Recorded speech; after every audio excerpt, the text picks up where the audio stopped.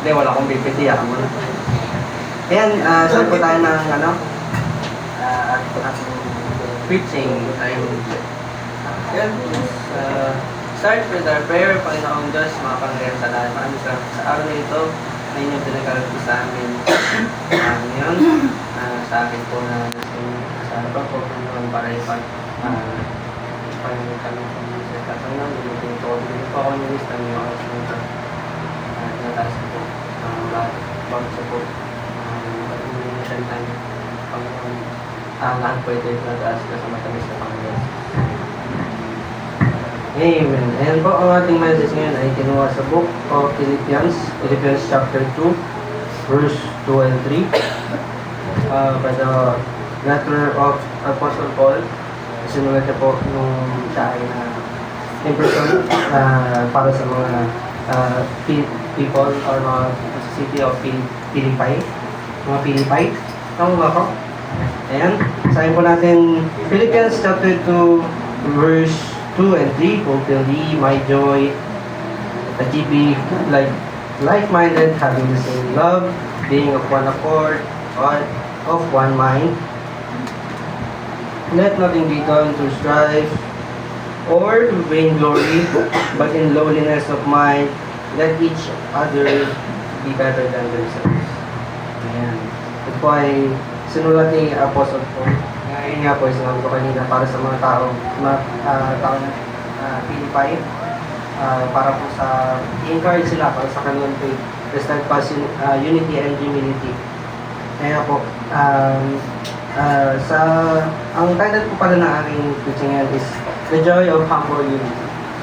Ayan. Yan nga po, first we need to malaman kung ano po ba yung word na unity. Galing po siya sa Greek word na, joke ko lang. Wala, hindi ko siya nalaman yung Greek word eh. Kailangan nyo na lang. The unity is a word describing togetherness or harmony among people or parts of a whole. No, bakit nga ba importante ang unity sa church? No, unity on the church is important kasi it's what brings us together. It's what brings us together to glorify God. So, para ma-glorify natin siya, it strengthens the church na pinapalakas nila yung bawat isa sa atin kasi nag-grow tayo pag tayo ay united or as one sa isang church. Nagkakaroon siya ng way para mas ma-harness pa or mas ma-improve pa kung sakali sabihin natin may isang tao ay may talent or may gusto mag-ministry. Unity is a big part or malaking parte siya sa kalaguan ng isang simbahan. It enables the church para mas effectively nila ma-accomplish yung mga kailangan nila. Ayan. Ayun nga, meron akong 3 points dito. The first is the unity of livelihood. So, ayun nga, unity of livelihood, which means the unity of us Christians sa pamumuhay natin. So, the unity sa ating kung paano tayo gumala or kung paano tayo bilang isang Kristiyano sa ating pamumuhay. Hindi lang sa church. Part din siya sa church, the unity natin na pagsasama. Uy, meron din pala. Parehas pala kami. Hindi ko nabasa yun. Ayan, unity of livelihood. Yun. Sama-sama sa church, sa gawain, sa ano ba mga example ng gawain sa church, no? Ito yung pag-mission, paglabas, pagtuturo sa mga bata, pag sa Sunday school, pag-tracts giving. And ito yung example ng unity kasi nagsasama-sama tayo lahat, no, as a church or as a whole para may share yung gospel or yung salita ng Panginoon. No, importante rin ang unity sa pamumuhay natin kasi nga dahil tayo Kristiyano, meron tayong pinaniniwalaan and yung unity natin sa paniniwala na yun is yung nagpapakita kung sino yung pinapakita natin sa ibang tao. Yeah, so without unity nga,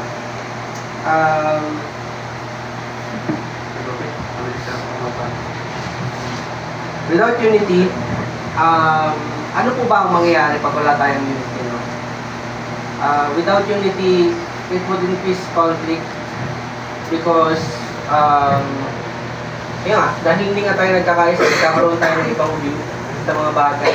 So as a church, hindi siya nagiging magandang ano kasi nagkakaroon tayo ng pagkakahiwalay sa bawat isa. No? Sabi nga, nagkakaroon siya ng instability.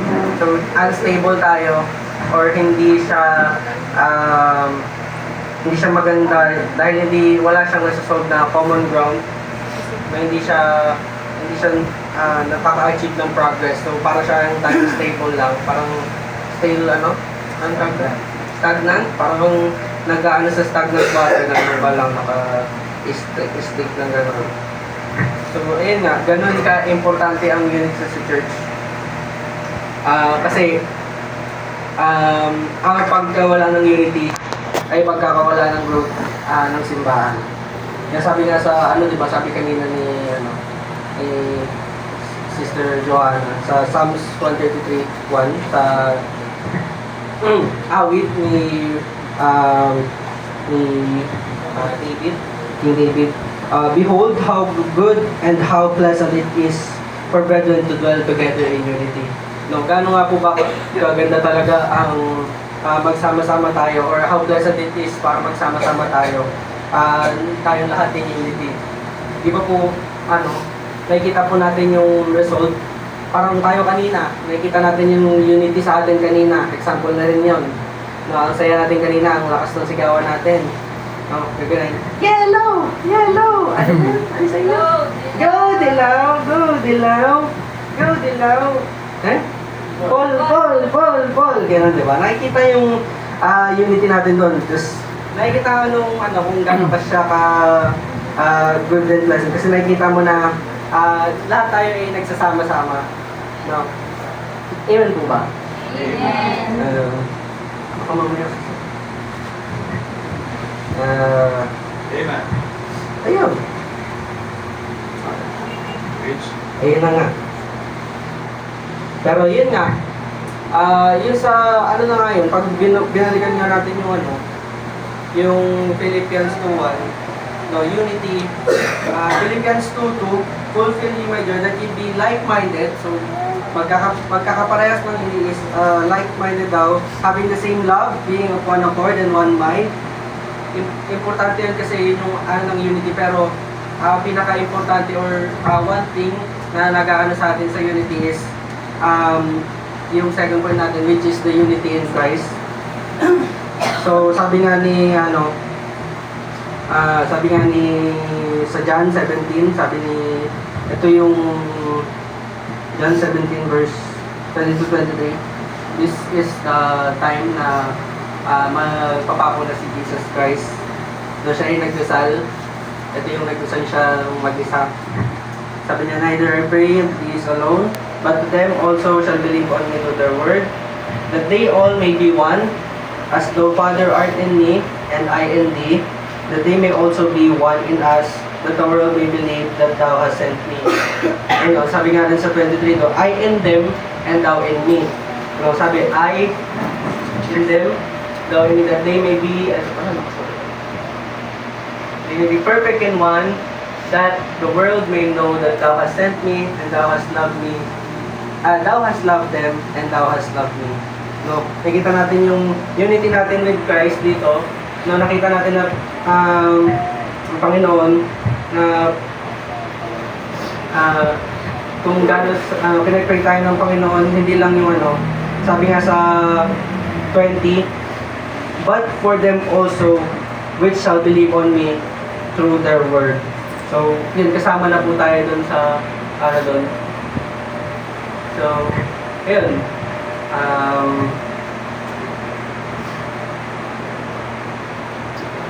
Yun.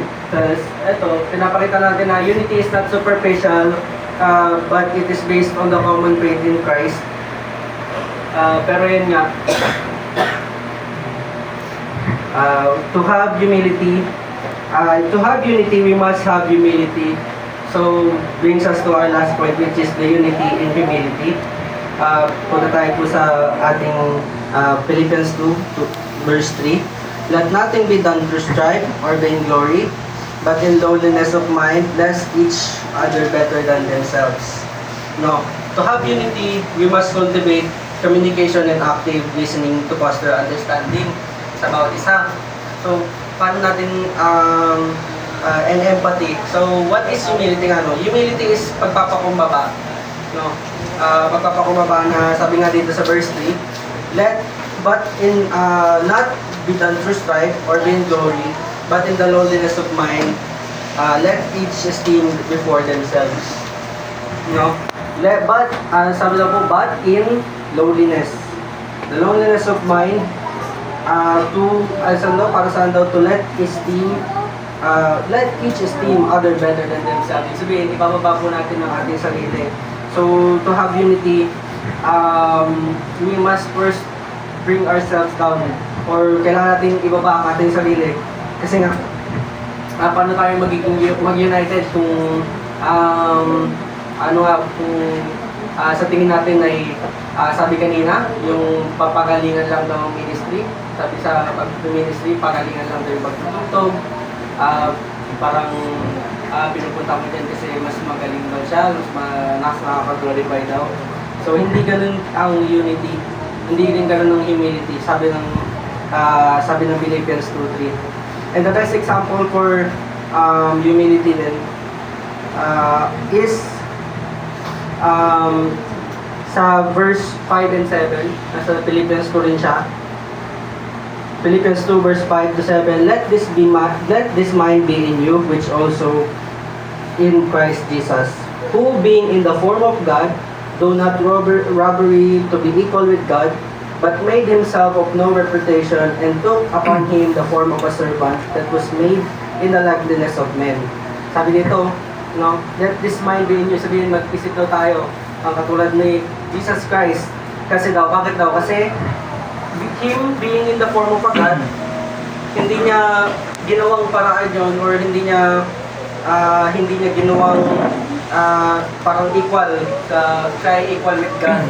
Bagamat ang ginawa niya ay kinuha niya yung nag-form siya, or he took himself upon the form of a servant and made the likeness unto man. So napapakita dito yung humility ng Panginoon na ginawa niya, na para bumaba sa mundo na hindi bilang isang Diyos, kundi bilang isang tao na yan nga, unity is found in humility. When we lay down our pride, we lift up others, no? Pag binaba mo yung sarili, nagtataas ka ng iba. Hindi lang din naman pag tinaas mo yung iba, nasa taas na rin siya, syempre itataas ka rin niya, di ba? Kaya nga unity, diba? Nagpapataasan tayo, hindi tayo nagpapababaan. Ayun ang true essence ng unity, hindi lang siya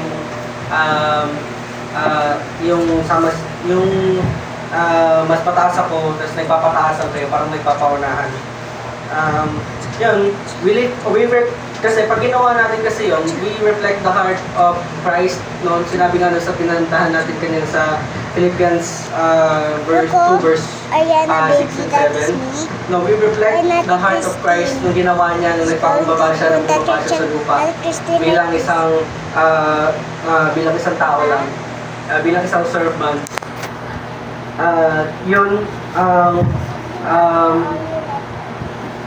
Yun ang essence ng unity.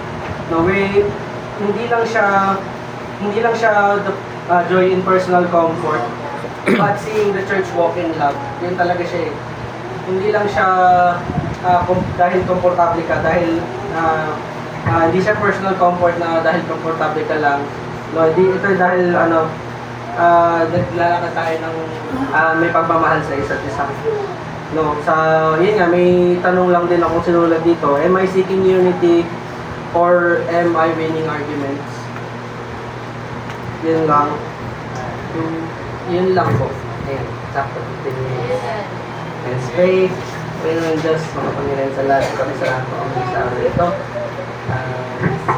Oras na ito, oras ito at kalimuhan sa ikato sa amin. Atas po namin inyong mensahe, mga po natin kapalitin ng Panginoon. Ito kami nagpapasalamat.